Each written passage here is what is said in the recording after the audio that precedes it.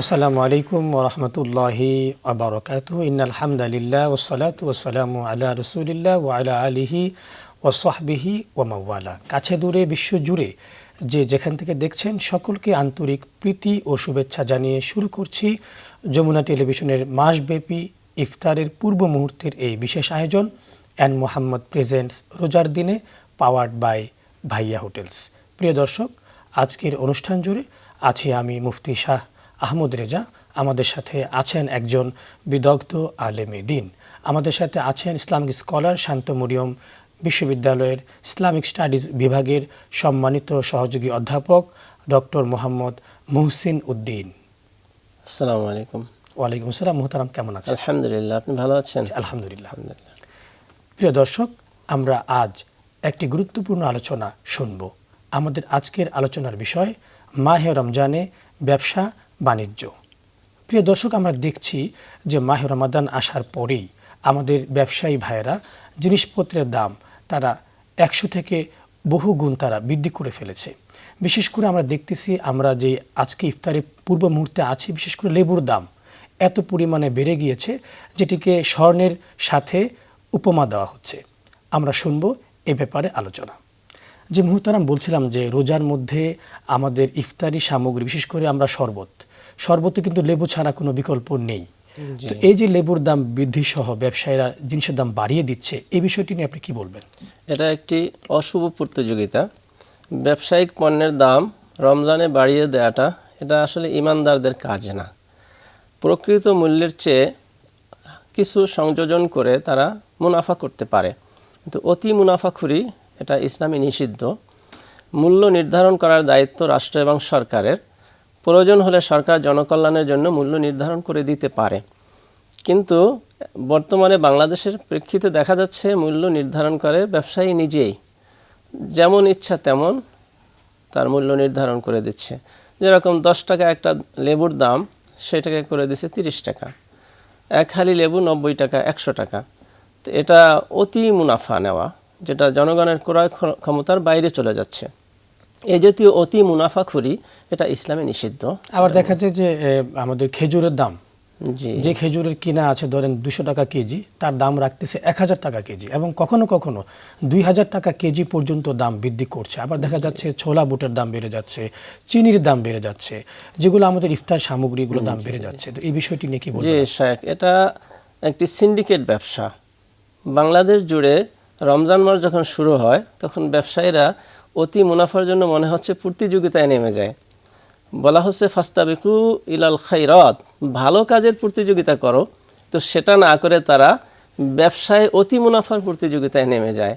খেজুর এখন বিলাস পণ্য হয়ে গেছে, সাধারণ মানুষের ক্রয় ক্ষমতার বাইরে চলে গেছে। 2000-2500 টাকা কেজি। আবার সুন্দর সুন্দর চটকদার বিজ্ঞাপন দেয়, অ্যারাবিয়ান সুক্কারি, মাবরুর, কি নাম। এই নামের আড়ালে তারা প্রচুর দাম নেওয়ার জন্য পায়তারা করে। এটা একদম ঠিক নয়, এটা অশুভ প্রতিযোগিতা, ইসলামের সম্পূর্ণ নিষেধ। যেটা প্রকৃত দাম তার সাথে অল্প কিছু ক্রয় মূল্যের সাথে অল্প কিছু মূল্য সংযোজন করে সে বিক্রয় করতে পারে। আমরা ধরেন ইসলামে তো কোনো নির্দিষ্ট মাপকাঠি নেই, একটি পণ্যে কতটুকু সে লভ্যাংশ রাখতে পারে। তাহলে আমাদের ব্যবসায়ীরা ধরেন 100 টাকা একটি পণ্য কেনা হয়েছে, তার 100 টাকায় কত টাকা সে লাভ করলে আপনার কাছে মনে হয় সেটা ইনসাফপূর্ণ হবে? এখানে সে তার যে খরচ, তার শ্রম, এটাকে এর সাথে সংযোজন করবে। এরপরে একটা মুনাফা ধরে সে বিক্রি করবে। মনে করেন 100 টাকায় ক্রয় মূল্য, তার পরিবহন কস্ট এখানে 2 টাকা, তার নিজের যে একটা শ্রম আছে এর সাথে 5 টাকা সংযোজন করলো। এরপরে আনুষঙ্গিক আরও বাজারে যে তার দোকানের ভাড়া, কর্মচারীর বেতন, এই সব এর সাথে জড়িয়ে দিয়ে সে এটাকে 120 টাকা বা 25 টাকা বিক্রি করলেই এনাফ।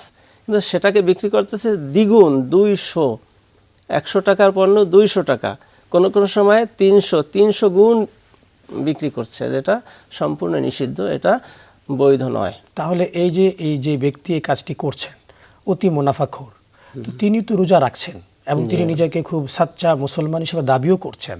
তাহলে মাহে রমাদানে এই ধরনের ব্যবসায়ীর ব্যাপারে কি ধরনের হাদিস আছে? এ ধরনের ব্যবসায়ীদের জন্য সরাসরি আল্লাহ রসুলের কোনো হাদিস স্পষ্ট মনে আসতেছে না এই মুহূর্তে, তবে এটা অতি মুনাফা যারা করছে তারা তো আসলে আত্তাজুরুল আমিন as-সাদুক, সৎ ব্যবসায়ী না, তারা আমানতদার ব্যবসায়ী না। সে আমানত রক্ষা করলো না, মানুষের আমানত তার কাছে, এই পণ্যটা নিয়ে এসে তার নিজের সংসার, সন্তান এদেরকে খাওয়াবে।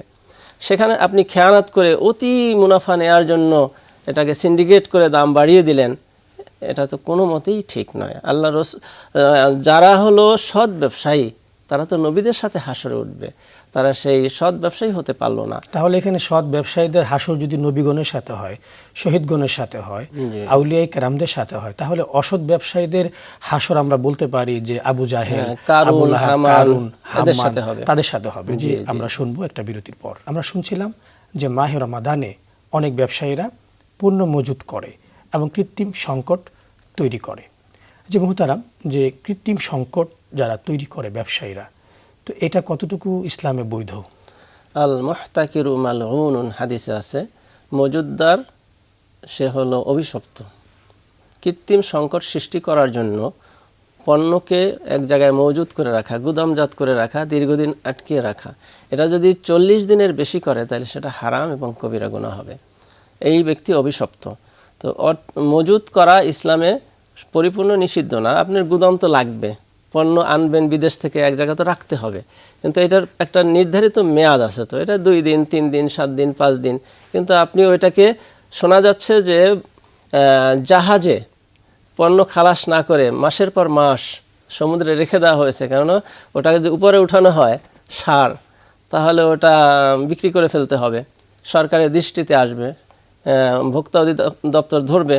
এই কারণে জাহাজে জাহাজে ভাসমান রয়ে গেছে, ওটা গুদাম বানিয়ে ফেলছে, মানে এটা একটা কৃত্রিম সংকট সৃষ্টি করার জন্য। তো আবার দেখি মুহতারাম, সামনে আমাদের ঈদ আসতেছে, তো ঈদের উপলক্ষ করে অনেক ব্যবসায়ীরা যে ঈদ সামগ্রী যেমন সেমাই, চিনি, যে গুরুত্বপূর্ণ যে খাবারগুলো, যে আমাদের উৎপাদন পণ্যগুলো, সেগুলোকে তারা এই সংকট করে তারা কিন্তু বৃদ্ধি করে ফেলতেছে। আবার দেখতে পাচ্ছি আমরা আমাদের যে পোশাক আমরা ক্রয় করি, ঈদের নতুন পোশাক, অনেক ব্যবসায়ী ভাইয়েরা এই পোশাকগুলোকে তারা করে কি, যে কিনা দাম আছে ধরেন 500 টাকা, গায়ে লিখতেছে যে ডিসকাউন্ট দিয়ে তারা বিক্রি করতেছে যে ডিসকাউন্ট, মূল্য কত 5,000 টাকা।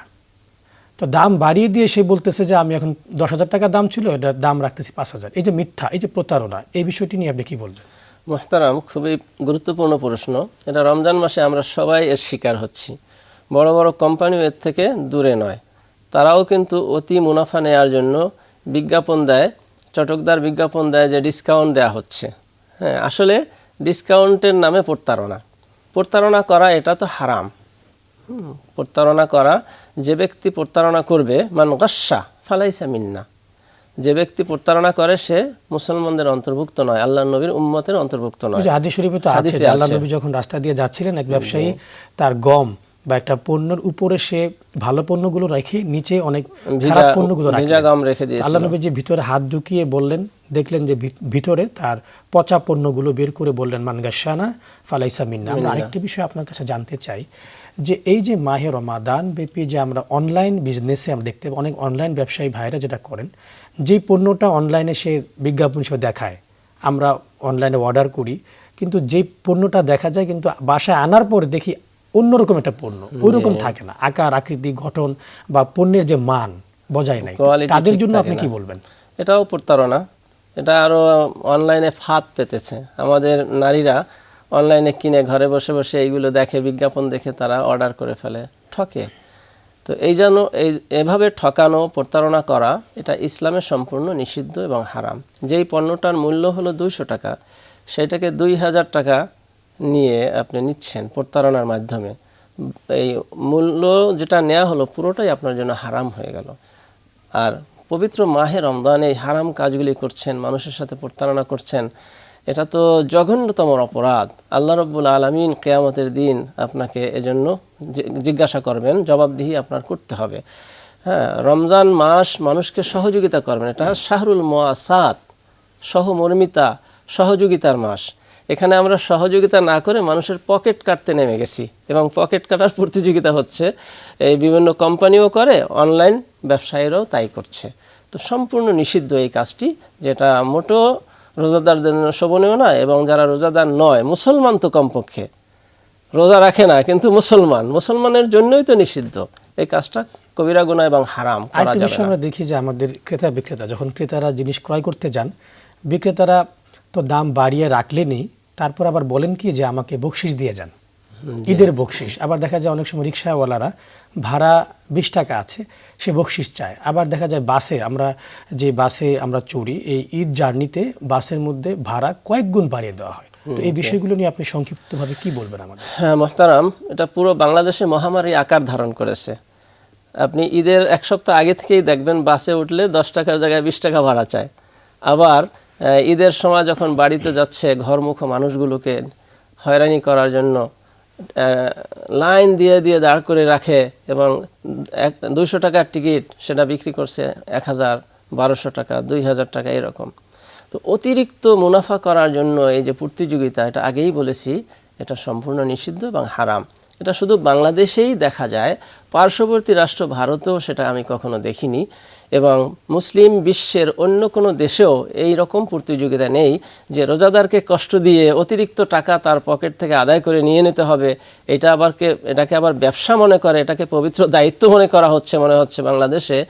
এটা আমি সমস্ত ব্যবসায়ী ভাইদেরকে বলবো, এই অসম প্রতিযোগিতা বাদ দিন। এটা অশুভ কাজ, মুমিন মুসলমানদেরকে কষ্ট দেওয়া, এটা একদম ঠিক নয়। এই জাতীয় ব্যবসা বাণিজ্য করা ইসলামের দৃষ্টিতে হারাম। তাহলে আপনি সংক্ষিপ্তভাবে আরেকটি বিষয় আমাদেরকে বলেন তো, যারা সৎ ব্যবসায়ী তাদের আসলে পুরস্কারটা কি? সৎ ব্যবসায়ীর পুরস্কার হলো তারা নবী সাল্লাল্লাহু আলাইহি ওয়াসাল্লামের সাথে হাশরের ময়দানে উঠবে। আত-তাজিরুস সাদুক মাল আম্বিয়া ওয়াশ শুহাদা, তারা শহীদদের সাথে, নবীদের সাথে হাশরের ময়দানে উঠবে। এইটাই তো বিরাট সওয়াব। আল্লাহ রসুল নিজে একজন ব্যবসায়ী ছিলেন। উনি হযরত খাদিজা রাদিয়াল্লাহু তাআলা আনহার ব্যবসা ম্যানেজমেন্ট করতেন। তো রাসূল সাল্লাল্লাহু আলাইহি ওয়াসাল্লামের সুন্নাহ এটা যে ব্যবসার ভিতরে 10 গুণ বরকত, 9 গুণ ব্যবসায় আছে আর 1 গুণ আপনার নিজের অর্জন। আবার দেখা যায় ব্যবসায়ী মালিকরা তারা ব্যবসায় যাদের যে শ্রমিক খাটায় তাদেরকে পরিপূর্ণভাবে বেতন দেয় না, নিজে লভ্যাংশ ভোগ করে। তো এই বিষয়টি কি বলবেন? এটা একদম ঠিক নয়, এটাও একটা প্রতারণা। শ্রমিককে তার ঘাম শুকানোর আগে তার পারিশ্রমিক দিয়ে দেওয়া উচিত। তো বেতন আটকিয়ে রাখে অথবা বেতন দেয়ই না, বোনাস দেওয়ার কথা সেখানে বোনাস না দিয়ে বরং তার ওখান থেকে পার্সেন্টেজ কেটে রাখা হচ্ছে। এটা গরিবকে শোষণ করা, এটা সম্পূর্ণ নিষিদ্ধ এবং হারাম। জি, আপনি চমৎকার করে বলছিলেন, আমরা আপনাকে অসংখ্য ধন্যবাদ জানাই। আপনাকেও ধন্যবাদ। জি প্রিয় দর্শক, আপনারা এতক্ষণ ধরে দেখছিলেন এন মোহাম্মদ প্রেজেন্টস রোজার দিনে, পাওয়ার্ড বাই ভাইয়া হোটেলস। আমরা শুনছিলাম গুরুত্বপূর্ণ আলোচনা।